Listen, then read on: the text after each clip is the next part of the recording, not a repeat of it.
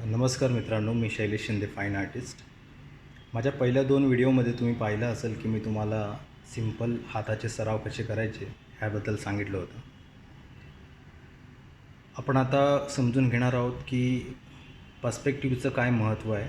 जर एखादं ड्रॉईंग करायचं असेल तर आपल्याला पर्स्पेक्टिव्हचं नॉलेज असणं का गरजेचं आहे. मुळात जेव्हा आपण एखाद्या गोष्टीकडे बघतो तर समजा हा आपला डोळा आहे आणि आपलं विजन असतं ते ह्या पद्धतीने समोर आपल्याला जेवढं आहे ते सगळं दिसतं.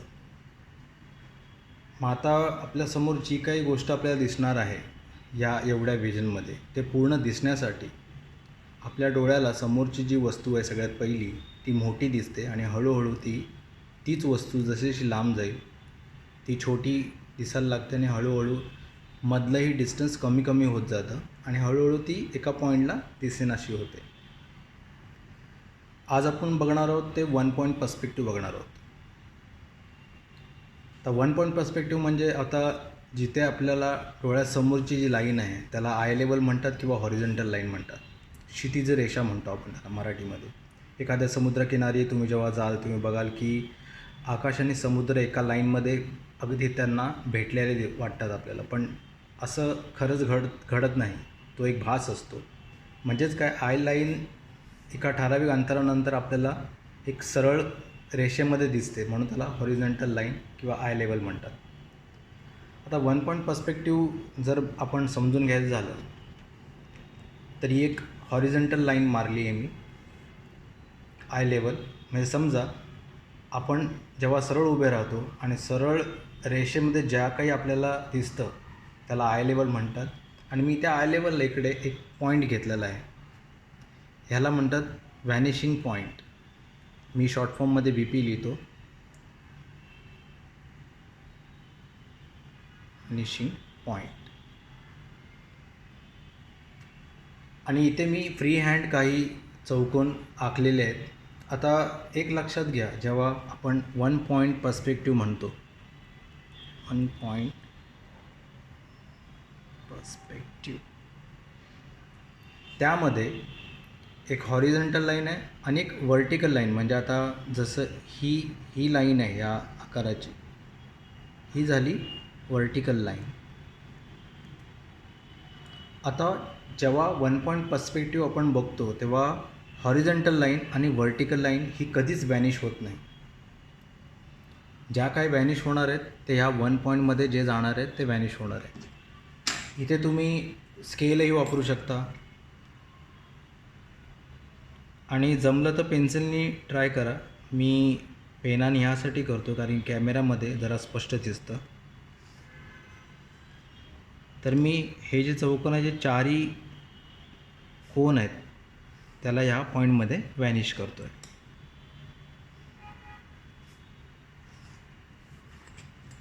आणि मुद्दाम आतली जी लाईन आहे ती मी डॉटेड ठेवणार आहे. याचा म्हणजे आपल्याला कळालं की बाबा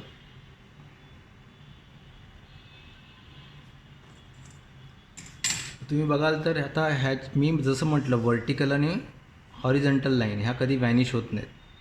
जर का मी व्हर्टिकल लाईन इकडे ड्रॉ केली आणि इकडे हॉरिझॉन्टल लाईन ड्रॉ केली तर ती ह्या लाईनला आणि आय लेवलला पॅरलल पाहिजे. तसंच इथे आतली जी लाईन आहे डॉटेड ती ह्या लाईनला पॅरलल पाहिजे. परत वरची जी येणार आहे डॉटेड ती ह्या लाईनला म्हणजे हॉरिझॉन्टल लाईनला ह्या लाईन पॅरलल आहे. तर तुम्हाला लक्षात आलं असेल की हा एक प्रकारचा एक क्यूब तयार झाला आहे.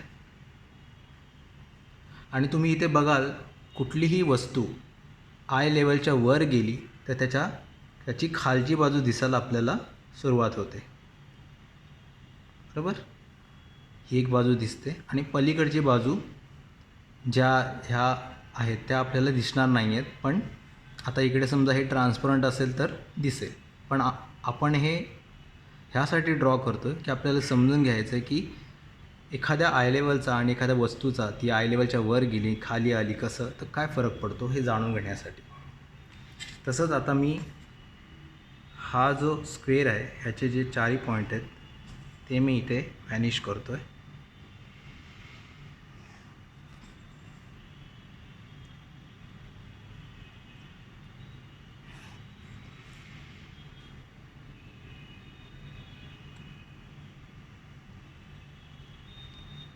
मुद्दाम डॉटेड इकडचं आहे म्हणून. ह्याच्यातही व्हर्टिकल लाईन जसं मी म्हटलं होतं की 1 पॉईंट पर्स्पेक्टिव्हमध्ये व्हर्टिकल आणि हॉरिझॉन्टल लाईन ह्या एकमेकांना पॅरलल असणार, ह्या कधीच व्हॅनिश होत नाहीत.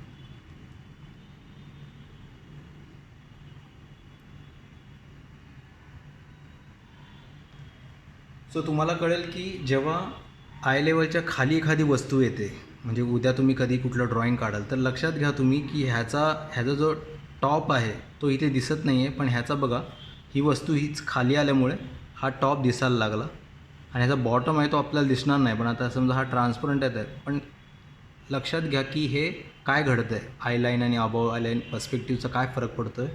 एखादी वस्तू तुमच्यासमोर आली तुम्ही त्याला कसं बघाल आणि ड्रॉइंग करण्यामध्ये तुम्हाला कशी हेल्प होईल ह्याच्यासाठी आपल्याला पर्स्पेक्टिव्ह समजून घेणं खूप गरजेचं आहे. असेच आता मी फ्री हँडमध्ये सगळे पॉईंट तुम्हाला रफली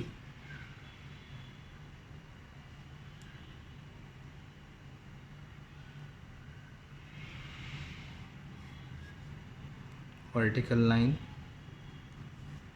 पॅरलल आणि हॉरिझॉन्टल लाईन पॅरलल.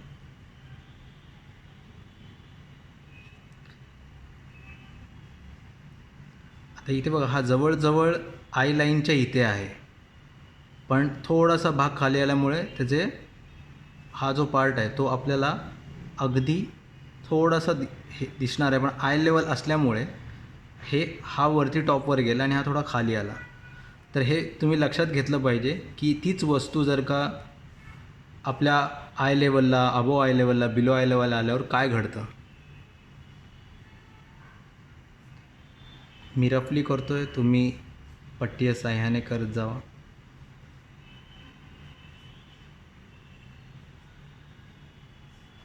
इथे पण बघाल तर तुम्ही बॉटम दिसायला लागलं आहे.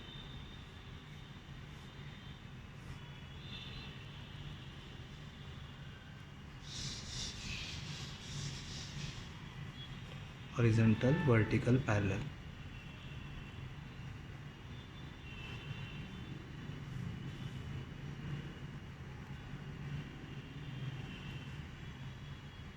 Vertical, horizontal, vertical, parallel. तर तुम्ही बघाल की एखाद्या पॉईंटमध्ये आता जेव्हा आपण 1 पॉईंट पर्स्पेक्टिव्ह बोलतो की आता तुम्ही ह्यामध्ये उदाहरण बघाल तर एखाद्या ठिकाणी तुम्ही रेल्वेच्या पटरीवर उभा असाल तर तुम्हाला कळेल की बाबा रेल्वेची पटरी कशी व्हॅनिश होऊन पुढे जात असते. एखाद्या तुम्ही स्ट्रीटवर उभे असाल तर आजूबाजूच्या बिल्डिंग्स आहेत त्या कशा जातात. तर हे एकदा समजून घेतलं तर आपल्याला कधी आपण लँडस्केप करतो किंवा कुठलं एखादा ड्रॉइंग करतो आहे किंवा कुठल्याही आर्किटेक्ट असो काही असो, ड्रॉइंग जिथे येतं, जिथे आपल्याला समोर बघून काढायचं आहे तिकडे आपल्याला ह्याचा उपयोग होतो. हे झालं 1 पॉईंट पर्स्पेक्टिव्ह. असंच 2 पॉईंट पर्स्पेक्टिव्ह आणि 3 पॉईंट पर्स्पेक्टिव्ह आहे, ते आपण पुढच्या व्हिडिओमध्ये समजून घेणार आहोत. ह्याचे मी तुम्हाला 1 पॉईंट पर्स्पेक्टिव्हचे उदाहरण पण त्याच वेळेस दाखवेन आणि मग आपण 2 पॉईंट पर्स्पेक्टिव्हच्या इकडे जाणार आहोत. ही प्रॅक्टिस तुम्ही घरी करा. तुम्ही जरुरी नाही मी जिकडे चौकोन घेतले तिकडेच तुम्हाला घेतले पाहिजे, तुम्ही कुठेही घेऊ शकता, कोपऱ्यात घेऊ शकता, मध्ये घेऊ शकता. पण व्हॅनिश मात्र तुम्हाला 1 पॉईंट पर्स्पेक्टिव्हमध्ये घ्यायचं आहे. बरोबर आहे. इकडे पॉईंट घेतला आहे मी, ज्याला व्हॅनिशिंग पॉईंट म्हणतात. I level, horizontal line, vertical line, 1 point perspective. So practice करा. आपण नेक्स्ट व्हिडिओमध्ये बघणार आहोत 2 पॉईंट पर्स्पेक्टिव्ह काय आहे आणि त्याच्यामध्ये हॉरिझॉन्टल आणि व्हर्टिकल लाईन पण कशा व्हॅनिश होतात ते आपण बघणार आहोत. आणि त्याच्या आधी मी तुम्हाला 1 पॉईंट पर्स्पेक्टिव्हचे काही उदाहरण दाखवीन की कशा पद्धतीने तुम्ही बघू शकता. आणि तुमचा जेव्हा दृष्टिकोन त्या पद्धतीने बघण्याचा बदलेल तेव्हा तुम्हाला कळेल की पर्स्पेक्टिव्ह शिकणे किंवा त्याची काय गरज आहे एखादं चांगलं ड्रॉइंग करण्यासाठी. ठीक आहे. सो आपण पुढच्या व्हिडिओमध्ये भेटणार आहोत. धन्यवाद.